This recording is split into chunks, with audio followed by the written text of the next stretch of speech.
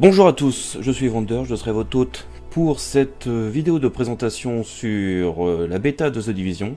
Vous avez très probablement déjà vu des streamings ou des vidéos sur YouTube vous présentant cette bêta, donc je vais sûrement rien vous apprendre, mais je vais essayer de donner quelques infos.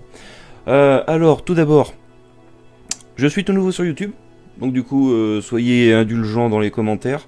Donc il y a très probablement beaucoup de défauts dans mes vidéos. Je vais les regarder, on va essayer d'améliorer ça tout ça ensemble. Enfin bref, on va plonger tout de suite dedans. J'ai déjà pas mal buriné sur la bêta, sur mon streaming Twitch. Donc vous pouvez me rejoindre, vous pouvez follow la chaîne, tous les trucs classiques. Alors en ce qui concerne le jeu en lui-même, pour tout dire, ce qui ressort très souvent, c'est la comparaison entre The Division et Destiny. Alors pour que les choses soient claires, j'ai jamais joué à Destiny, j'ai vu pas mal de streaming sur le jeu de Destiny, et effectivement il y a quand même des points de comparaison, mais il y a quand même des différences fondamentales, surtout ce qui concerne le PVP. On va pouvoir voir ça tranquillement, mais avant de commencer, j'aimerais quand même faire un petit rappel sur le développeur. Ce que j'ai pu voir dans les streamings, dans les chats des streamings, dans les chats des autres vidéos, c'est que évidemment comme d'habitude, il y a beaucoup de gens qui vont critiquer le jeu parce que c'est un jeu Ubisoft. Mais fondamentalement, il ne faut pas oublier que le jeu a été développé par Massive Entertainment, un développeur suédois, qui en particulier avait quand même fait avant The Division, Ground Control, Ground Control en 99, mais qui était sorti en juin 2000, c'est-à-dire le même mois, littéralement le même mois que Shogun Total War. Donc normalement je vais essayer d'avoir une petite vidéo en surimpression du trailer de Ground Control pour vous montrer ça. Il faut pas oublier une chose, c'est que Ground Control aujourd'hui est en abandonware, d'après les dernières infos que j'ai pu avoir, mais bon ça a peut-être pu changer parce que je crois qu'il est encore payant. On peut l'acheter sur Steam, donc bon c'est encore un petit peu un truc assez bizarre. Et en abandonware mais on peut l'acheter donc. Ils avaient fait surtout après ça World in Conflict, qui était un jeu de stratégie énorme. Et il me semble qu'il est lui aussi en abandonware, on peut le télécharger gratuitement et y jouer. En multijoueur, ça fonctionne encore, et c'est un truc de fou. Donc c'est Massive Entertainment, franchement pour moi c'était un des gros développeurs de la stratégie temps réel. Ils ont quand même bien changé, parce que maintenant ils sont passés sur du TPS, PVP, enfin bon, tout ce qu'on peut donner comme nom, Open World, RPG, bon voilà, tous les... Toutes des abréviations, toutes plus alambiquées les unes que les autres, mais bon, bref. Donc pour en revenir au jeu, on va se lancer ça tout de suite. Donc là, ce que vous voyez sur le côté de l'écran, c'est mon personnage que j'avais pu développer, enfin un personnage que j'avais lancé pendant la bêta, qui a déjà pas mal de matos, parce que si... on va pouvoir voir ça. Hop. Alors ce qu'on peut voir ici, c'est que ici c'est le matos que j'ai sur mon personnage, donc j'ai déjà du matos niveau haute qualité, donc du coup c'est en gros les armes légendaires, donc bon on y reviendra là-dessus. Niveau maximum pour la bêta, donc là il y a déjà du matos, mais je vais recommencer un autre personnage tant qu'à faire, à partir de rien. Et donc comme ça on va découvrir ça ensemble, mais moi j'aurai déjà des infos à vous donner à partir du départ. Alors les temps de chargement prennent un peu de temps. Mon ordi n'est clairement pas le plus puissant qu'on puisse imaginer. J'ai une carte graphique largement suffisante pour faire tourner le jeu. J'ai une GTX 980, donc ça suffit largement. Mais mon CPU par contre lui il galère un petit peu derrière. Donc j'avais joué un homme jusque là, on va pouvoir jouer une femme du coup. Et alors, autant pour le jeu final, apparemment il y aura des options de customisation, c'est-à-dire cheveux, des cicatrices, donc marque, j'imagine que c'est cicatrices, des rides ou tout ce qu'on peut imaginer. Des accessoires, ce sera sûrement des bonnets, des lunettes, des trucs classiques. Mais globalement, pour l'instant, on peut juste générer des visages aléatoirement. Donc là, moi, j'en ai strictement rien à foutre. Enfin bon, bref, c'est généré aléatoirement. Donc il n'y a pas grand chose à faire. Hop, allez, on lance le jeu. Alors, cette bêta commence directement par une vidéo, par une cinématique, donc je la laisse. Je vais éviter de trop spoiler les choses et vous laisser regarder. Juste un petit point, le jeu tourne actuellement avec les configurations minimales, c'est-à-dire que là c'est le jeu tel qui sera le plus moche possible.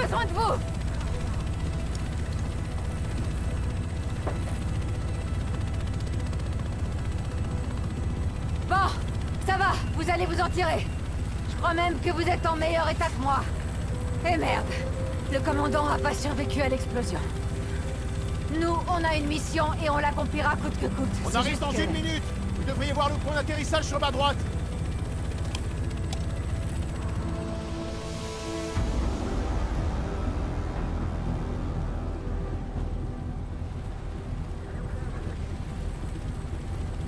J'en sais déjà un petit peu plus sur la première vague. Certains sont morts et les autres sont portés disparus. Il ne reste plus que nous deux. C'est pour ça qu'il va falloir faire ça en équipe. Il n'y a aucune autre solution. JTF 6-8 à Tours. Hudson en visuel. Ouais, j'ai 2 agents de la division à bord. L'explosion, c'était leur hélico. Ok, prêt pour l'atterrissage. JTF 6-8. Normalement, il faut attendre avant d'être certain de pouvoir compter sur quelqu'un. Et là, j'ai pas le temps. Je dois vous faire confiance. J'ai pas trop le choix. Et j'espère que j'aurai pas à le regretter.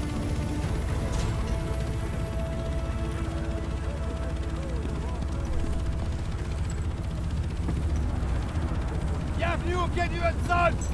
Je sais vraiment pas ce que vous venez chercher ici! Tout ce qu'il y a derrière cette barrière, c'est une putain de zone de guerre! Qui commande les opérations ici? Capitaine Benitez, il dirige l'évacuation du Madison Square Garden. On a perdu le contact avec son escouade ce matin. Si on n'a pas de nouvelles, on évacue.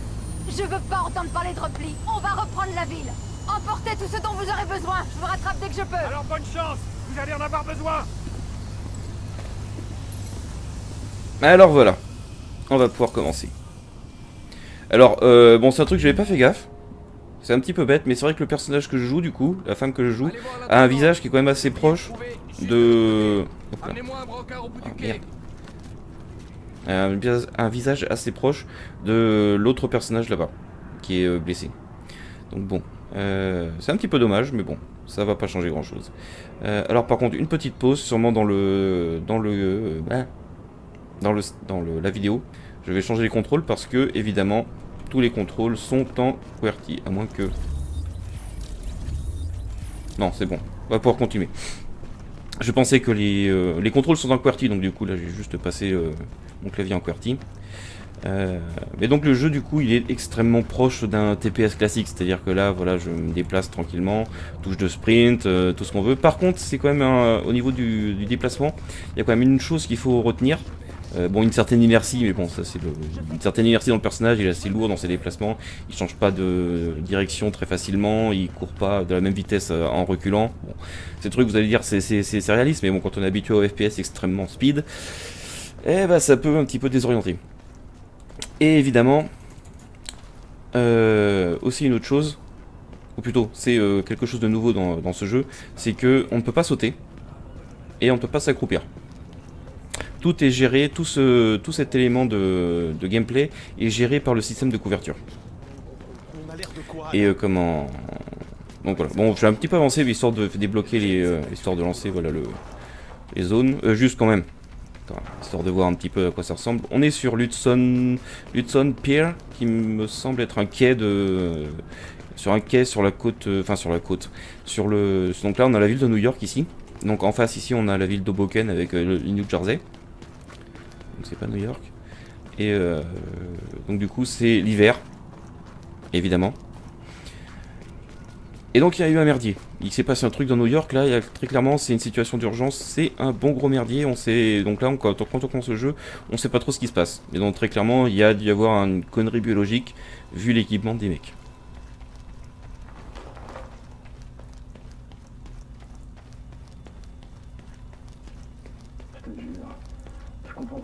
Hop.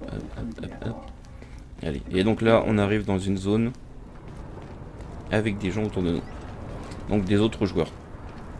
Alors Nous rappelons aux membres du personnel des cliniques A à F qui doivent utiliser une combinaison protectrice de niveau B, ainsi qu'un respirateur autonome à adduction approuvé par la NIOSH. La décontamination de l'équipement. donc là c'est la carte qui est gérée comme une réalité augmentée. Donc là on est sur cette petite zone là, ce qu'on appelle le hub, donc la zone sécurisée en quelque sorte, la base d'opération. Et donc on peut voir les autres joueurs qui sont actuellement dans cette base, et le chemin qu'il faut aller pour aller juste... Notre position. On est bloqué. Il est où notre base? Ah oui, d'accord. Désolé, c'est juste le son qui s'active quand on s'approche de la zone là. Et donc là c'est la zone de la mission de la mission principale. Pour débloquer les missions, les missions principales et donc avancer dans le scénario. Alors par contre on va quand même un petit peu voir ce qu'il y a. Donc ici si je me souviens bien il y a des marchands. Voilà, on a un marchand d'armes qui a du matos avec des différentes armes, mais ça on y reviendra un petit peu plus tard. J'ai juste ici, il y a ce petit personnage. Il y a ce personnage qui va pouvoir nous donner des petites missions secondaires. Et hop, qui apparaissent en haut de l'écran. Et donc qui apparaissent aussi. On peut changer. Attention Voilà. mon chou, il y a un assassin en liberté. Quelqu'un d'horrible qui s'appelle Michel Mason. J'imagine qu'ils veulent que vous l'arrêtiez, mais promettez-moi de faire attention. Je vous envoie sa dernière position connue, mais ne prenez pas de risques inutiles. D'accord, donc là il y a un connard qui s'appelle Mason qu'il faut tuer. Et il y a ici, hop, lire, un panneau d'affichage qui permet en fait de débloquer des fois, le contrôle, des fois c'est ça, il y a un petit bug, voilà, il faut l'activer. S'il veut bien fonctionner, il a pas l'air de vouloir fonctionner, ça fait plaisir. D'accord, il veut pas fonctionner, bon. Alors donc on sort de la base, et directement on se retrouve balancé. Quand on sort de la base, là on n'est plus dans une zone commune où on voit les autres joueurs. Là on est en fait on arrive dans les rues de New York. Oups là. Donc là on arrive dans New York, donc on commence déjà à voir les rats et des cadavres partout. Donc là on sait quand même que là il y a quand même eu un gros problème. Et par contre là du coup on joue en mode solo. C'est-à-dire que là on va plus voir les autres joueurs. Toutes les zones de la carte ici en blanc, enfin entouré de toutes les zones ici où la carte apparaît en blanc, c'est la zone PvE où on joue en solo. Ou éventuellement si on joue avec d'autres joueurs, on peut jouer jusqu'en groupe de 4, mais ça reste du PvE. Les zones ici en rouge, les zones où le relief apparaît, donc les bâtiments apparaissent en rouge, c'est la zone de PvP, où là c'est tous les joueurs on joue en même temps et on peut se friter la gueule. Alors, la zone qui est délimitée ici par un trait rouge, c'est la zone dans laquelle on est limité pour la bêta. C'est-à-dire qu'on ne peut pas sortir de cette zone dans la bêta. D'après ce que j'ai pu comprendre en regardant les différents streams, c'est que la zone qui sera ouverte, toute la zone du jeu qui sera ouverte au lancement du jeu le 8 mars, c'est la zone délimitée par les traits blancs. Donc autrement dit, c'est réellement là juste le centre, vraiment le centre-ville de New York, de Manhattan. Donc ça veut dire que par exemple toute la zone avec la zone de business avec le site de l'Empire State Building, Battery Park, la Statue de la Liberté, tout ça c'est au sud, et ce sera pas disponible. De la même façon, ici on va au nord, Central Park. Et donc ça veut dire que toute la zone de Central Park ne sera pas disponible au lancement, d'après ce qu'on a pu comprendre, ni d'ailleurs tous les autres quartiers de la ville, c'est-à-dire Brooklyn, le Queens, tout ça, faut oublier, ça n'existera pas. En tout cas, pas au lancement. En tout cas, j'espère. Je reviendrai là-dessus un petit peu plus tard. Alors après, je vais un petit peu avancer. Montrer un petit peu, juste histoire que quand même on fasse un petit point graphique. Donc là c'est le jeu, pour moi là il tourne à 55 fps, 56 fps, ouais voilà, donc là tranquillement. Et toutes les options graphiques sont au minimum. Donc j'avais dit mon ordinateur a un CPU qui est quand même un petit peu à la traîne. Et donc là toutes les options graphiques sont réellement au minimum. Il y a vraiment, toutes les options graphiques sont au plus pourri possible. J'ai juste la synchro verticale activée, et sinon c'est bas, bas, bas, désactivé, désactivé. J'ai juste mon filtrage anisotropique, j'aimerais quand même l'avoir un petit peu.